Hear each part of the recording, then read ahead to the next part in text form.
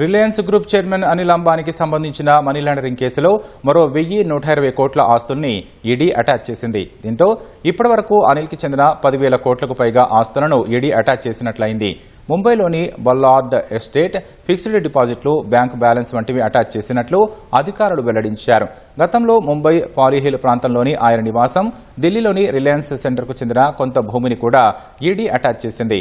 వీటితో పాటు ఢిల్లీ, నోయిడా, ఘజియాబాద్, ముంబై, పూణే, ఠానే, హైదరాబాద్, చెన్నై, తూర్పు గోదావరిలో అనిల్ అంబానీ కంపెనీలకు చెందిన పలు నివాస, వాణిజ్య ఆస్తులు కూడా ఈ జాబితాలో ఉన్నాయి. అనిల్ అంబానీ గ్రూప్ కంపెనీలు కోట్ల రూపాయల బ్యాంకు రుణాల మోసానికి పాల్పడినట్లు ఆరోపణలు రావడంతో సీబీఐ దర్యాప్తు చేపట్టింది. సీబీఐ ఎఫ్ఐఆర్ ఆధారంగా ఈడీ మనీ లాండరింగ్ కేసు నమోదు చేసింది. రిలయన్స్ ఇన్ఫ్రా సహా అనిల్ అంబానీకి చెందిన పలు కంపెనీలు 17,000 కోట్లకు పైగా నిధులను అక్రమంగా తరలించినట్లు ఆరోపణలున్నాయి. ఈ క్రమంలోనే జూలైలో రిలయన్స్ గ్రూప్లోని 50 కంపెనీలకు చెందిన 35 ప్రాంతాల్లో 25 మంది వ్యక్తులపై ఈడీ సోదాలు నిర్వహించింది.